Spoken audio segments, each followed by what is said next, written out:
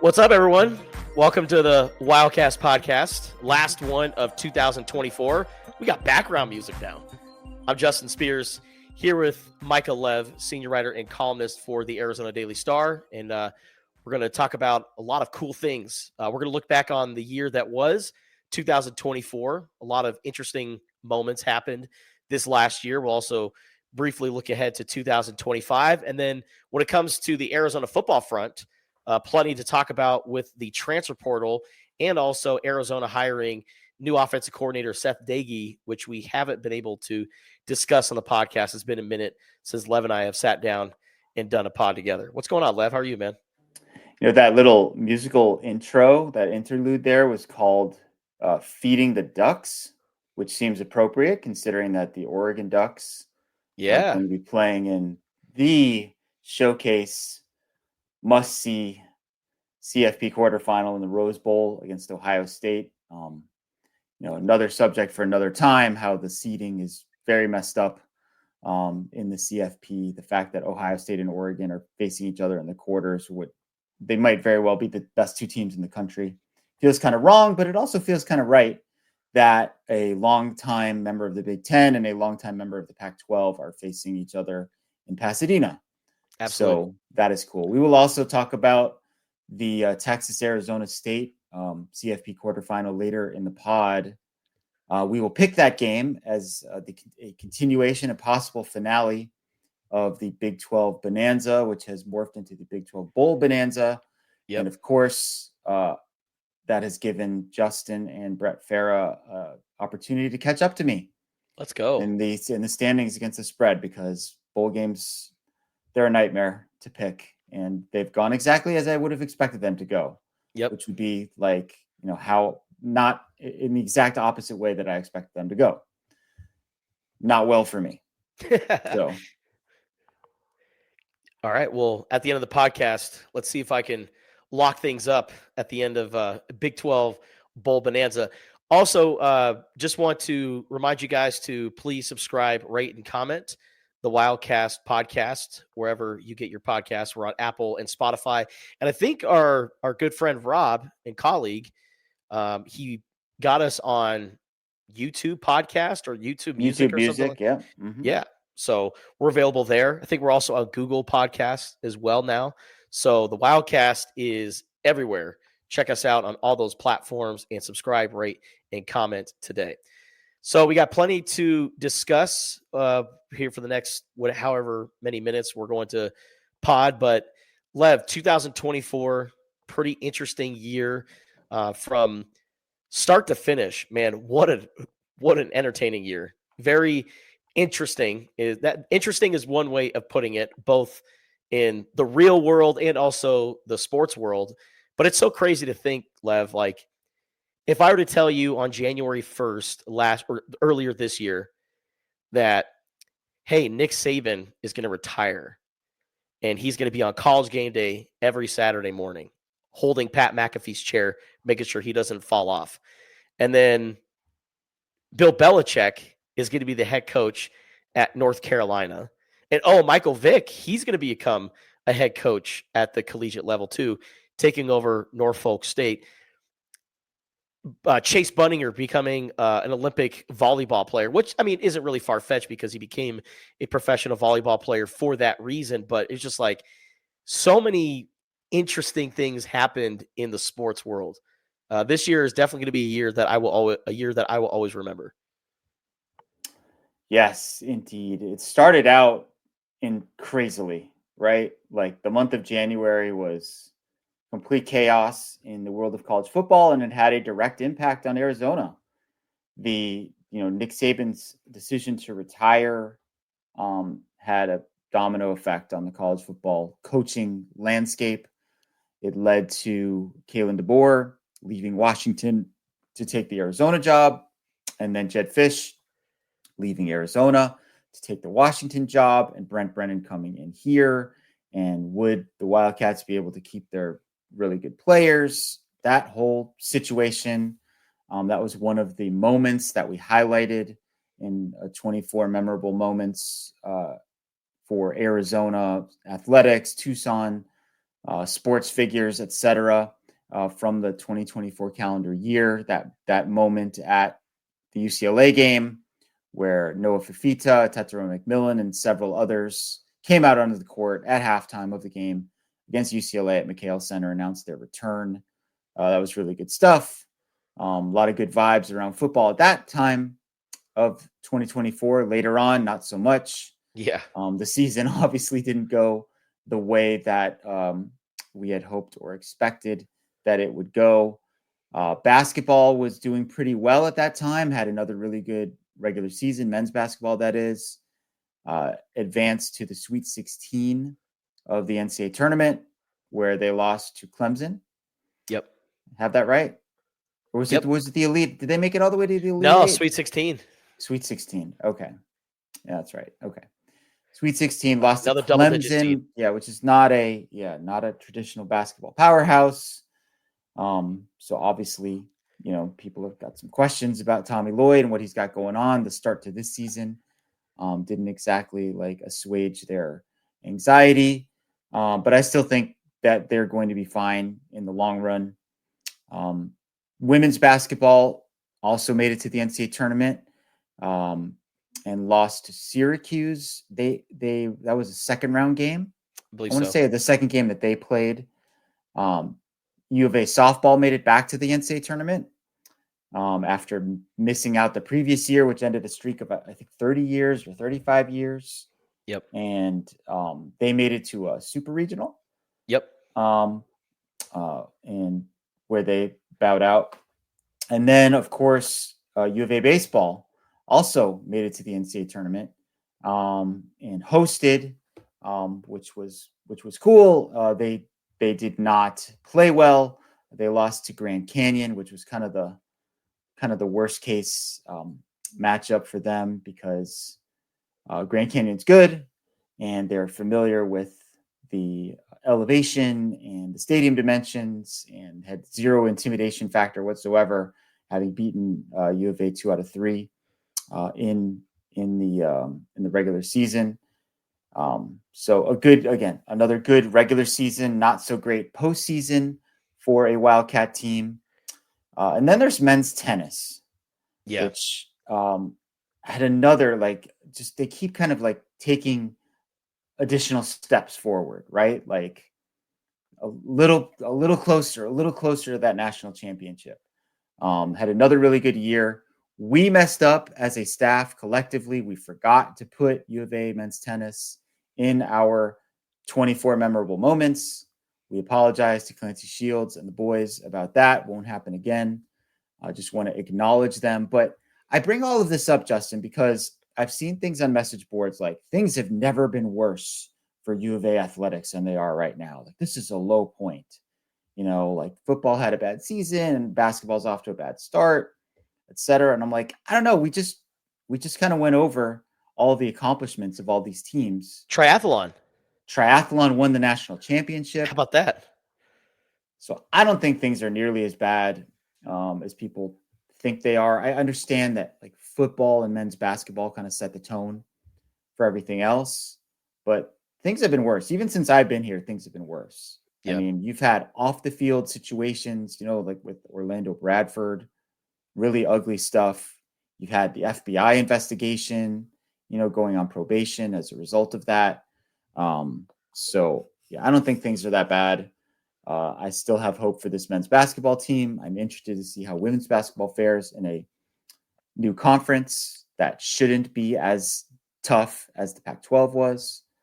And I also think baseball is going to have a really, really good year in 2025, like Omaha level success. So, well, hey, look at the trend. I'm not going to be a Debbie Downer. There is a trend, Justin. 2012, 2016, 2020, there was no 2020. So you kind of skip forward to 2021. And then here we are 4 years later, again, 2025. It's that 4-year cycle for Wildcats baseball where they seem to do really, really well. And we're at that point again. They've got a veteran lineup. I don't want to talk too much about U of A baseball. It's my thing. It's not why people tuned in today necessarily, but I see good things ahead in 2025 for them. I'm just very careful when it comes to following trends ever since I said at the start of the Territorial Cup, in years that end in 4, Arizona has not lost the Territorial Cup. And then they get waxed by 42 points in 2024. Of course, as soon as I bring it up, but I have the kiss of death, not Lev. Yeah, but you know what? A trend that we all should have paid more attention to is what happens the year after Arizona wins 10 games or more in a season. Oh yeah, the drop off. Right? That's what we really should have. That's a down. trend that was legit, that we should have paid more heed to, and we did not. And again, that's our fault. We're learning as we go along here. We kind of overhyped that team a little bit, but it's going to be a different team next year, isn't it? In a lot of ways. Yeah. There's a lot of transfer portal guys that Arizona has added, just a little under 20. And then when you add in I think 22 or 23 guys that they have signed for 2025 coming out of the high school ranks, I'm a big fan of the addition of Sawyer Anderson, the quarterback from the Dallas-Fort Worth area, who's passed for like something over 14,000 yards, which is like a Dallas-Fort Worth area record. So he's got insane production, and he was committed to Purdue, where Graham Harrell is a Graham Harrell guy. And now that Graham Harrell is no longer at Purdue, of course, Seth Doege, being a Graham Harrell guy, is the guy who was able to get Sawyer Anderson in. But looking at the guys in the transfer portal, Lev, these are the players that are going to come in and make an immediate impact for Arizona. I still would like to see more size on the defensive line. They added some guys at the FCS level and also a guy from UT Martin. But the offensive linemen that they got, I think, are going to be some big-time contributors. I love Ty Buchanan out of Texas Tech, who's got some starting experience. He's also got some size. I would imagine, that's going to be a guy that, maybe competes with Rhino Tapatotai for the left tackle spot or maybe the right tackle spot. Tristan Bounds from Michigan, he is a longtime backup for the Wolverines. And people are probably going to hear like, oh, well, he was just a backup, right? Well, Bill Norton was a 4th string defensive tackle at Georgia, and he comes to Arizona and is a star. So I also look at the circumstance and where it came from. Hey, being a backup tackle at Michigan ain't necessarily a bad deal. And it's not necessarily a sign of a bad player. And he's like 6'7", 6'8", about 305, can still add some weight to his very large frame. But I think that's a big-time addition. A guy who's been playing at the Power 4 level at a program like Michigan, which won a national championship last year. I think that's a huge addition for Arizona. They got a lot of guys on the O-line. They have a couple of running backs. Ismail Mahdi, the guy from Texas State, who is an All-American, a guy who is insanely productive as a running back and a returner over the last couple of years. I got to say, Lev, when you look at the schools that these guys are coming from, there's a couple that jump off the page, like Ty Buchanan and Tristan Bounds coming in from Texas Tech and Michigan. People may look at Texas State and some of these FCS programs. If you look at the production, they're getting some pretty quality players. And I think that's why the 24/7 sports and rivals of the world have Arizona's transfer portal class as a top 25 class. So if you look at the 18 guys that they have, 9 of them come from either FCS or Group of 5 schools. Half. Yeah. I'm not sure how we're categorizing Washington State these days, if they're Group of 5 or 6 or something else. If you want to include them in that group, with the wide receiver Chris Hudson, then it would be 10 guys out of the 18. And not only do they bring production, but to me, when you're kind of calling up those guys, you're going to get players who are hungry, who are really motivated to prove themselves.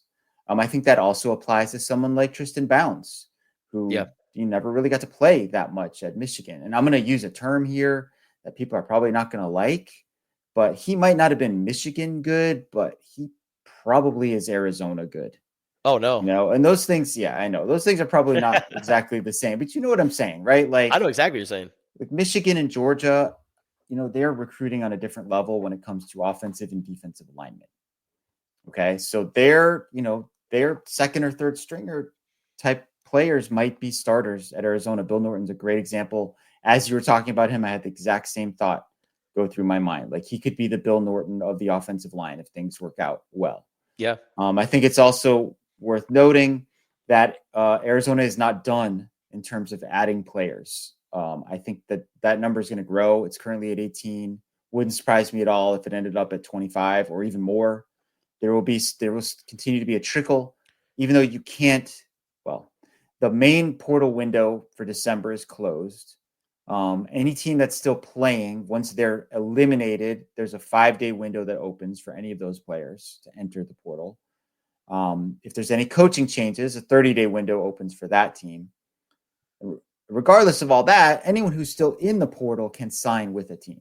Yep. So you can still add guys. You're not going to lose anyone at this point because that portal window has closed, at least not until the post-spring portal window opens. So I think there's going to be more additions. We're currently at 40 new players, 18 transfers, and 22 recruits. I could definitely see that number going up to 50 or even higher. And it's a little jarring for people. There are some familiar faces who will be playing for other schools this upcoming fall, like Wendell Moy is at Tennessee, and Gunnar Maldonado transferred to Kansas State, and Jacob Manu went to Washington. Tai Yungulele, he also went to Washington. That's kind of the world we live in now. Like if you get a guy who stays at your school for the entirety of his career, I mean, he's almost the exception instead of the rule. And I think those guys should be celebrated. Guys like Noah Fafita, right? Yeah. Mm-hmm. That was a big one that everyone was kind of paying attention to because Jacob Manu goes to Washington, his buddy from Servite, his buddy T-Mac at receiver. Tetero McMillan is going to be a first-round pick. So he's losing his longtime best friend to the NFL. Who else am I missing? Oh, Kean Burnett. Kean Burnett, too. Transfer to Kansas, So I'm like, oh, man, all the Servite guys are all breaking up. Like the gang is just kind of going their separate ways right now. It kind of reminds me of one of the Fast and Furious movies where Paul Walker and Vin Diesel they go their separate ways in their cars. And it felt like, okay, is this going to be Noah Fafita's time to leave Arizona? And I mean, could you blame him considering what Arizona went through in the last year? Like, I don't blame any of these guys for leaving, but Noah Fafita is kind of cut from different cloth. And I think it says a lot about the person that he is and the leader that he is, where he's like, I can't go out like this. We just went 4-8. I cannot leave this program the way I left it. And I think that should be celebrated. A guy like Noah Fafita running towards Arizona's problems and looking to face it head on and turn things around. That's the kind of stuff that will get you remembered for a long, long time. I mean, I think Noah Fafita, like the announcement with T-Mac last year or earlier this year at McHale Center, like I thought that moment right there, like etched his name in Arizona football history forever. Like those guys are going to be legends no matter what. But Noah, like tripling down on Arizona, again, that's a legacy that I don't think maybe we'll ever see again at Arizona. Yeah, he never entered the portal, but he did announce that he was returning, and there was a lot of speculation that he would enter the portal. There was a false report that came out that said he was in. That was a really weird situation and strange afternoon. Justin was able to get the real news on that and clarify it, set the record straight. There were two pretty prominent players who did enter the portal and pulled their names out. Those would be Dalton Johnson and Genesis Smith, two of Arizona's best defenders who will be back to anchor the secondary, like a retooled secondary for the most part this upcoming season. We still don't know what Takario Davis is going to do. He could transfer to another school. He could come back here. He could go to the NFL draft. I think coming back here is probably the least likely of those scenarios, but it's still possible. But regarding Noah. Oh, Stooks too. Oh, Traden Stooks. Yeah, Stooks. That's another one, actually. So that's 3 guys who decided to come back, all defensive backs. Traden does have a leg injury that he needs to recover from, but I like having him as part of this mix. Very smart, versatile player, chess piece, someone you can move around and do a lot of different things with. Very good athlete, good character. I was curious about, I wanted to ask you about this, Lev. Yeah. Regarding like the defensive backs, again, Mm-hmm. we don't know exactly what led to Gunnar Maldonado's decision to go to Kansas State. I would imagine maybe a nice little NIL Yeah. check had something to do with that.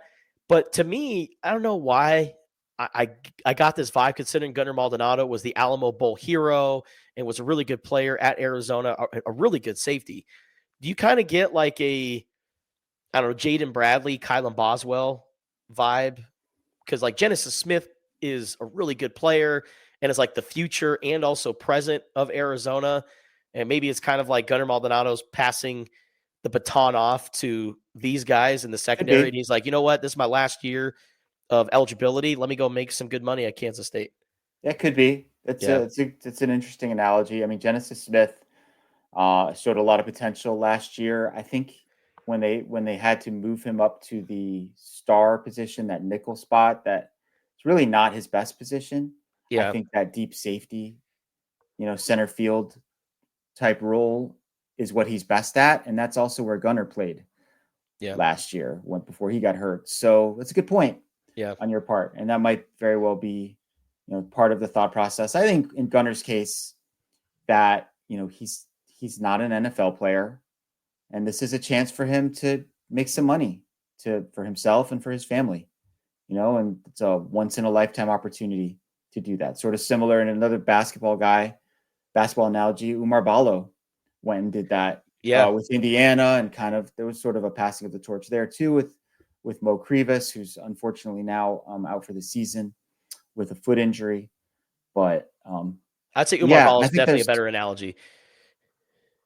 Yeah, it wasn't like Gunnar was bad, Right. Whereas Kylan Boswell kind of wore out his welcome a little bit. Yeah. Didn't live up to expectations. So regarding Noah, I think it's great that he's returning, and a big factor in his return was the addition of Seth Doege as the offensive coordinator and QB guru. He's himself a former quarterback. Back in the day at Texas Tech, he was recruited by Mike Leach. He actually played for Tommy Tuberville. Yeah. So I'm sure he's got some Tommy Tuberville stories to tell us at some point in time. We'll have to ask him about that. But those two are going to work together, and they actually have a bit of a history, right? Yeah. Because when Seth Doege was coming up through the ranks as a low-level assistant at USC, he recruited Noah Fafita and some of these other guys who were at Servite. So they're not starting from scratch. The offense itself, though, I think it's going to be completely different than what it was. So that's going to be it has to be. That's going to be a learning process for everyone, but it's a good thing and a necessary thing. The offense simply did not work. The pieces did not fit together. It never looked quite right after the first game of the season. Like when your offense looks broken against NAU and you're unable to repair it all year long, that's a systemic problem, a fundamental problem. And to his credit, Brent Brennan went out and did something about it this offseason by bringing in Seth Doege. What did you think of Doege when we got to meet him a couple weeks ago? He's awesome. And I think he's exactly what Arizona needs at this time as an offensive coordinator, because he's young. He's in his mid-30s. I think he just turned 36 earlier in December. So, he's not far removed from his playing days, so he can relate to Noah, understands exactly what Noah Fafita is going through as a college quarterback. And when people think of Mike Leach, they think of air raid, and rightfully so, right? That's the air raid pioneer. And when you think of his disciples, you would think, okay, Arizona's going to throw the ball 50 times a game. Not so fast, because I think what Seth Doege values is the personnel that he has available. And he has talked about we are flexible to our personnel. So whatever talents we have, whatever players we have, we're going to figure out ways to maximize their abilities. And I feel like that wasn't the case with this offense last year. Like a lot of players really didn't reach their ceiling, their full potential, especially like at the tight end position. You know, after Tanner McLaughlin was so great at Arizona for the last couple of years, you know, the tight end position kind of fell off a little bit this last year with Kean Burnett and Sam Olson. But going back to my point about being flexible to your personnel, when he was at Marshall, him being Seth Doege, Marshall actually ran more than they passed because they had a dual threat quarterback who was uber athletic, who ended up becoming the Sun Belt newcomer of the year. And they had really solid running backs because I mean they were great, and Seth Doege realized, okay, we got really good running backs. Let's feed these guys and let's give them the ball. And so Marshall had a really sound, balanced offense. And when you come from the air raid tree, again, you think that you're going to throw the ball a lot, but Seth Doege valued running backs and getting those guys going. So I think now you're going to start to see more of a balanced attack with Arizona, and running the ball was a big issue last year, like especially towards the end. The second half of the season, Arizona was a very bad running team, one of the worst in the Big 12. So I think now with Seth Doege at the helm, just take down the offense. The last year's offense, put it in the trash, set it on fire. And I think now with Seth Doege, Noah Fafita, and Brent Brennan kind of working in sync, it's going to be a new offense, but I think it's going to end up working out for Arizona. So you know what I just looked up, Justin, while you were talking? What's that? I looked up the average time to throw for Marshall's quarterbacks last year. This is a recurring topic of conversation for us throughout last season. Noah Fafita was holding onto the ball too long after, kind of being a guy who'd get it out of his hands quickly the year before. His average time to throw increased by like almost half a second, which doesn't sound like much, but let me tell you, like it's a lot. In a live football play, that is a ton. His average time was regularly over 3 seconds, whereas the year before, I think his average was 2.55. Braylon Braxton, the starting quarterback, the guy who took most of the snaps for Marshall last year, 2.77. Number 2 quarterback Stone Earl was at 2.37, and number 3 quarterback Cole Pennington was at 2.35.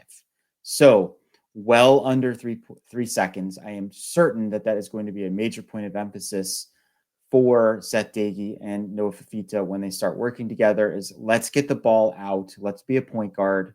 Let's let our playmakers make plays. And they've added some playmakers too to their roster.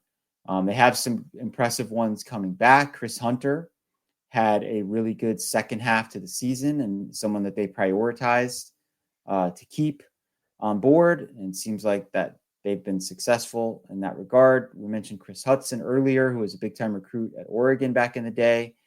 He's got a lot of experience. Ismail Mahdi is a smaller back, but extremely fast, and someone that I can envision being involved in the passing game, someone that they want to get out into space.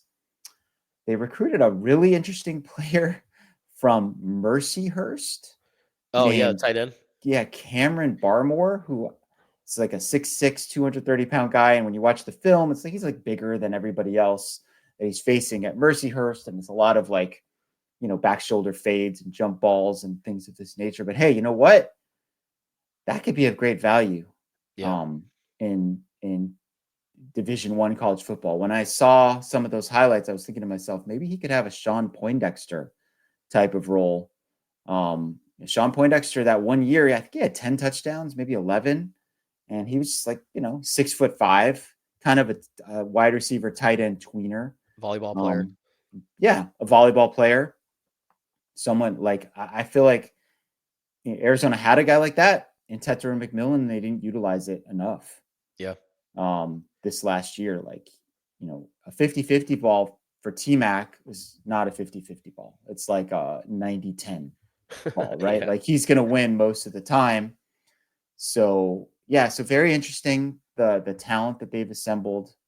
Intrigued to see what this offense will look like. As you mentioned, air raid concepts, but not necessarily, passing the ball 70% of the time, right? Like it depends on what your personnel are like. Another guy they have back is Kedrick Risino, who showed a lot of promise as a power type of back. They added Mike Mitchell from Utah, another guy to that running back room. They have a really impressive looking freshman running back coming in as well in Wesley Yarbrough. So, I think they've done a good job of assembling skill position talent. The biggest question on that side of the ball is the offensive line. Yep. You brought up a couple of the guys that they brought in. They got a starter from Hawaii, which I think was kind of an underrated move. Oh, Kayana DeCabra. Yeah. I mean, someone who I think he's probably going to be a guard. I don't know if he's got any experience playing center. Center is a position that's still a little bit up in the air for them. They're losing a longtime starter in Josh Baker, who is a really good college player, really kind of held that unit together. I think they had visions of Wendell Moy being their center if he had decided to come back, but he had, again, another one who had an opportunity to make some money for himself and his family, and can't blame him for taking that. I'm sure Tennessee gave him a really nice NIL package. Wendell is someone who lost his father a few years ago, so you can understand why he would need to make some money before possibly playing in the NFL. But yeah, the offensive line, it was kind of the big question coming into last year. It's going to be a big question heading into next year. None of it works if the offensive line isn't right. Well, and not only, the offensive line was it shaky last year, but you're losing your best pieces, like you mentioned, in Wendell, Josh Baker, and Jonas Savianaya, which is going to a potential first round pick. So offensive line had its issues, and by the way, you're going to lose your top three guys. So I think the only two returners that started last year are Rhino Tapatotai, who suffered a season-ending leg injury, and Alexander Deuced at guard. And outside of that, Arizona's got to fill in some gaps. They also brought in 5 guys in the 2025 recruiting class, guys that are going to be true freshmen. And I wouldn't rule out any of those guys from starting. Jonas Savianaya, we thought that maybe he could potentially be a starter, and then he came in and was a bona fide starter as a true freshman. Sione Tohi from Mater Dei, when I talked to Josh Oglesby after early signing day, Oglesby said that he is, quote, a people mover. Like he was like, I can't emphasize enough how much of a people mover he is. So I could see that guy coming in and potentially being one of Arizona's starting guards. They have a lot of wild cards, but I think they have some talent there and some depth. The key part is making sure all those guys stay healthy, because that unit could not stay healthy, and that's why they had 7 different starting units this last year.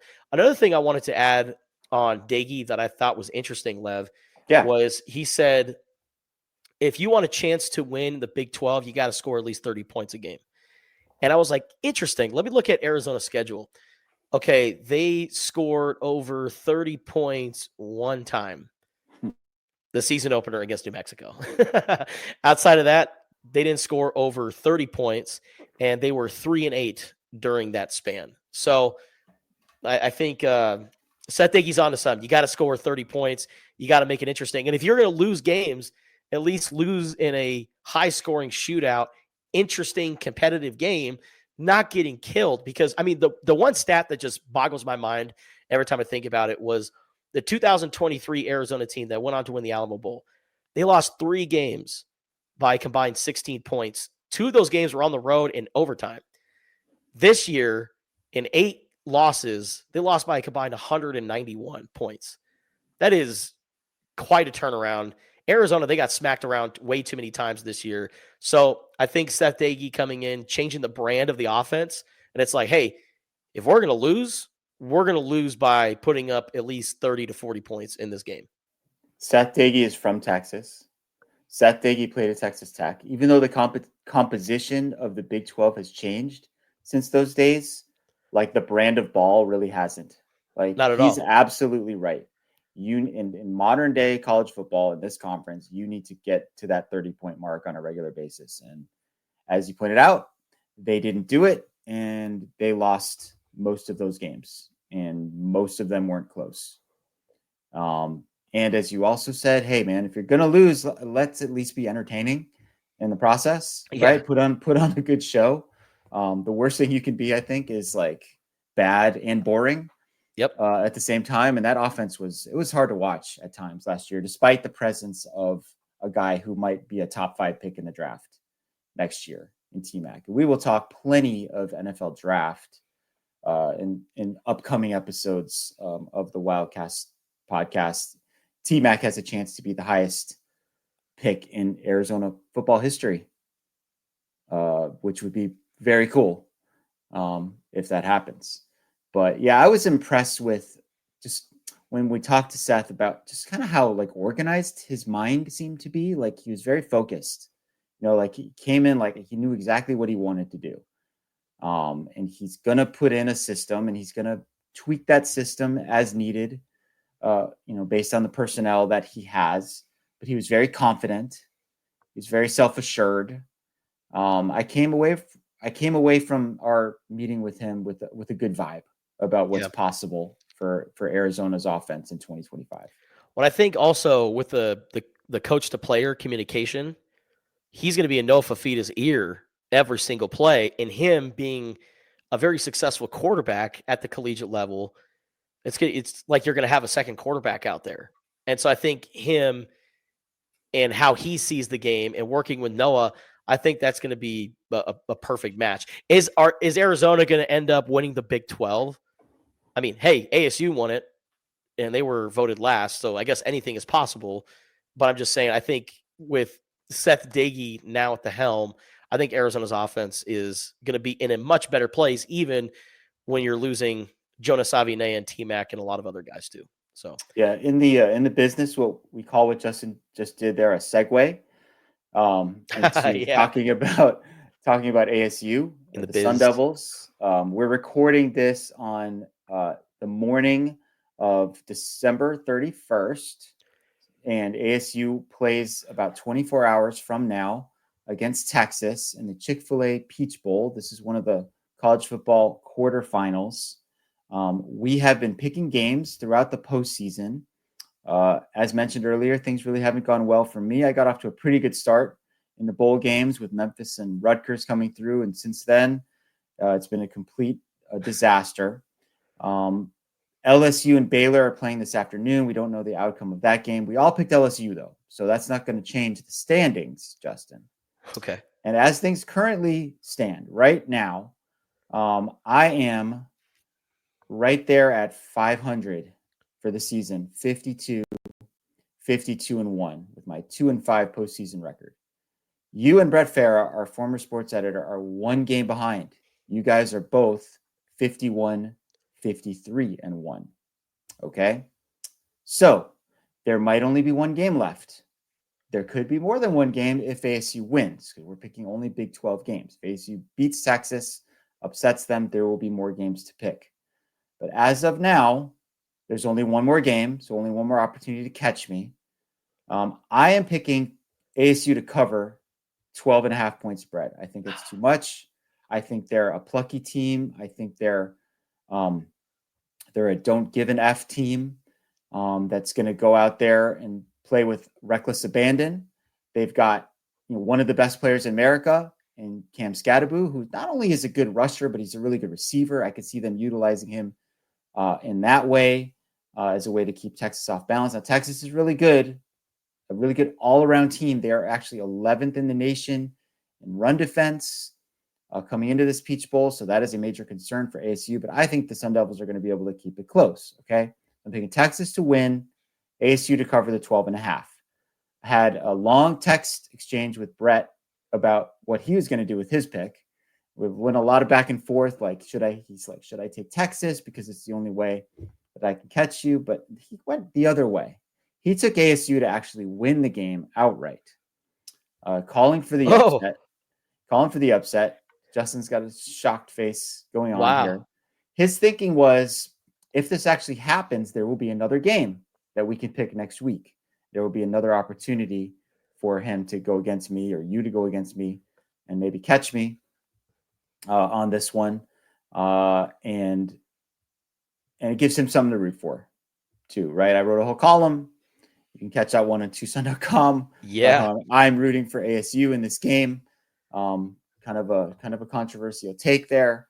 My thought process was that ASU kind of represents the Big 12 in this, and represents the underdog, the collective college football underdog going against the SEC/Big 10. So that's kind of the reason I'm rooting for them.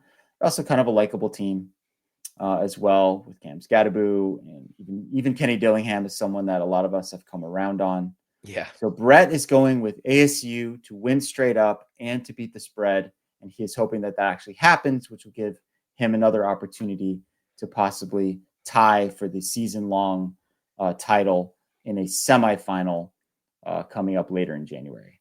Not only do you think ASU is likable, but a lot of Arizona fans that I'm friends with, Lev, that are just diehard U of A through and through. They bleed red and blue. And I've heard from a lot of them, and they've told me, I hate how much I like Kenny Dillingham. Like when Kenny D donated, I think his bonus to some off the field staffers that work around ASU, that are around the building and all that, donating his bonus to those people, to those staffers. And just a lot of things that they've done this year. Like, ASU is such a likable team. And so you have a lot of conflicted Arizona fans right now because they want to hate this team so much. But I'm all in on Cam Scadaboo. I put him on my Heisman ballot. So did Lev. Same, yep. Jordan Tyson, him being out, that to me is a big loss. And also, like you said, Texas having a really good rushing defense. And also, for the sake of picks, I'm going with Texas to win and cover, hook them. But you know what? If ASU wins this game, Lev, I'm not going to be mad about it. If anything, I think it's going to be a good message from the Big 12. Like, hey, this conference isn't messing around. This isn't a Cinderella that's just going to get thrashed by an SEC or a Big 10 team. So I'm kind of hoping that ASU goes out there and plays a good game and represents the Big 12. Yeah, one of the points that I made in that column was about BYU, and how in all of the discussion about who should be in the CFP, Indiana doesn't deserve it, SMU doesn't deserve it, Alabama should be in there. No one brought up BYU ever at any point, right? Like, not even a second, even though they went 10-2, which was the same record as Miami. Miami was 4 spots ahead of them somehow in the final CFP rankings, 13 versus 17. Same record, same sort of similar degree of difficulty in that conference. You know what Miami didn't have? A win over SMU on the road earlier in the season, right? BYU lost their 2 games by a combined 9 points. One of those was at ASU, which was the eventual conference champion, right? Yep. So that's a pretty good resume to not even get a mention. And that's simply because they're in the Big 12 and those other teams are in the SEC. And that's just how it goes. And that kind of sucks. And that's another reason why I will be pulling for ASU in this game, because they are representing BYU. They are representing the forgotten, the overlooked, the underdog, the upstarts. That's us, right? Yeah. That's the Big 12 in this college football landscape. So I'm glad to hear that there are some other people who feel the same way I do. I've also gotten some messages from people who do not feel the same way that I do, who've called me some not so very nice names, but that's okay. Oh, I understand. I understand. I knew what I was getting myself into when I came up with this idea. Man, when I revealed my Heisman ballot on Twitter, I had the entire state of Idaho calling me an idiot. And so that one, man, okay, let's talk about that real quick here. Like, being the runner up for the Heisman Trophy, or getting to the point where so many people are putting you second on their ballots, that is not a bad thing. No. At all. I mean, we're talking about, like, Boise State's never had a Heisman Trophy winner before. They've even had a finalist before. No. Like, Ashton Jeanty had an unbelievable season. He just happened to be going up against a unicorn and Travis Hunter. And that's not just because like you're picked second, that's not a slight. Yeah. Right? Like everything's all, oh, you're hating on Ashton Genty. Like, no, like we put him second on our Heisman Trophy ballots. And I got to tell you, Justin, when I sat down and actually did it, I thought really long and hard about flipping the top two. Me too. I didn't expect that either, but I looked closely at Genty's numbers and they were ridiculous. Like his yards after contact. Yeah. What it came down to for me was strength of schedule. You know, like he did a lot of his damage, of course, against the Mountain West. Not his fault, just a fact of reality. Plus the fact that what Travis Hunter did is something that we've never seen before. Yeah. You know, someone playing full time and playing effectively at two positions. What made me think about flipping, Lev, because I was right there with you, was, you know, Boise State, they won a lot of games pretty handily. So Genty wasn't in the fourth quarter or didn't get a lot of carries in the fourth quarter. So maybe his numbers would be even better. Even better if, you know, they didn't have so many games where they won by multiple possessions. So I thought about it, and I also saw, I think he had like 6 games with over 200 yards or something like that, which is insane. Like half of your games, you're putting up over 200 rushing yards. Like in today's college football, that's ridiculous, man. So no disrespect to Ashton Genty. I didn't mean to, you know, slight him. Putting him number 2 on my Heisman ballot wasn't a dig at him or anything like that. It's just this year's Heisman race was just different than any race that we've seen in recent years. And I've always had, like, I've been a Heisman voter now for 7 years. Every single year was pretty easy for the most part. Like I knew exactly who I was going to put on my number 1 slot. This year it was tough. And I thought about it long and hard, but I still stand on my pick. I'm standing on business. I'm owning up to it, even though Travis Hunter and Colorado got even though they lost in the Alamo Bowl, and Genty has a chance to beat Penn State in the Fiesta Bowl.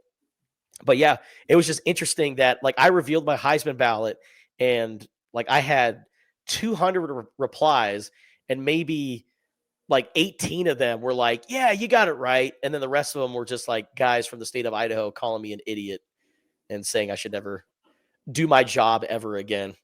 It's very interesting. Yeah, well, I'm familiar with that type of reaction. Being an AP top 25 voter, there's a lot man, you know, you need to have your voting rights revoked. You know, this type of thing. Do you ever watch football? You know, all of that business. I will say, Ashton Genty is an incredible player. He averaged 5.48 yards after contact this season heading into their bowl game. If you have a 5.48 yard average just per carry overall, that's really good. This is after contact. So truly exceptional. I hear what you're saying about the Heisman race this year. There were no quarterbacks really who, like, kind of, usually it's like there's a quarterback or two that kind of jump to the head of the pack, who just have that breakout season for a really good team, and it makes it easy to to put that guy at the top of your Heisman ballot. We didn't really have that this year. There were a couple guys who were finalists, who had good seasons, but they just did not ascend to the level of greatness. Both of us thought that Cam Scadaboo was more worthy than Cam Ward or Shedeur Sanders or anyone else. Dylan Gabriel, that's another one. Kind of flew under the radar weirdly, despite the fact that he was playing for undefeated Oregon team this year. But yeah, no shame at all in finishing second in the Heisman. I mean, you're a legend, Ashton Genty. And hey, you know what? If he goes out and they upset Penn State, you know, I don't think anyone's really going to think too much about where he finished in the Heisman. They'll be so happy up there in Boise that they're moving on and pulling off another Fiesta Bowl upset. Wouldn't be the first time they've done that. Would not. Nope. Wouldn't be the first time. Nope. All right. So I think that's it for our podcast. Yeah. I think so. All right.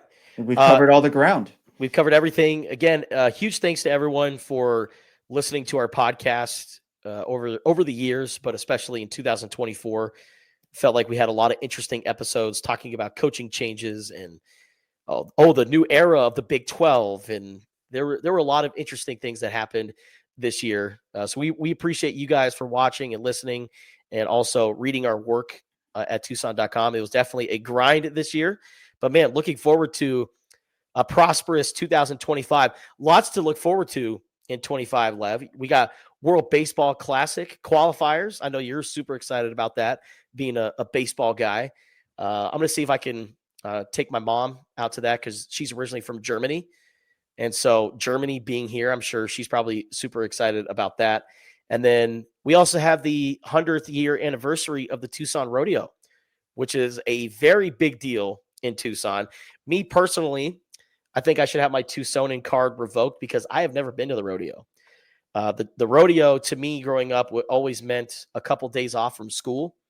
Thursday and Friday that week it was off, and I just had a nice long weekend. But I know the rodeo is a very big deal in Tucson. The rodeo parade is something that you have to go to. So I think with it being the 100th anniversary of the Tucson Rodeo, I think I'm going to go to the parade. I'm going to go to the rodeo. I'm going to check everything out for the first time ever. So I'm looking forward to that. Anything else? Did you watch the Beyonce halftime show? Oh, it was great. Yeah. Yeah, I thought it was awesome. But I can picture Justin riding out on a horse, kind of all dressed in white, with a Stetson. His first rodeo parade, like Beyonce. Yeah, standing on the floating stage at the end, the bang dropping down. Yeah, I've never been to the rodeo either. But my hope for you, Justin, in 2025 is that you get to take a day off or two. Yeah, that would be nice. Well, hopefully Nick Saban doesn't retire again. Hopefully there's no more coaching changes, because that definitely added more to the plate this year. It sure did. Yes, I think we're going to be okay on that front. But there was still going to be a trickle of portal additions. Still got some coaching staff positions to sort out and finalize here. So we will be back probably in a couple weeks with another one of these. I will be doing basketball pods too in the meantime with Bruce Pascoe and PJ Brown, catching you up on all things men's and women's basketball. And of course, we will continue to cover the football team here on the Wildcast podcast. No doubt, man. Subscribe, rate, and comment wherever you get your podcast. And also check out our work at Tucson.com. Please subscribe. Get an online subscription today. Very cheap, and lots of great content coming your way from all of our colleagues. All right, for Lev, I'm Justin Spears. We appreciate you guys again for all your support this year. We'll see y'all next year.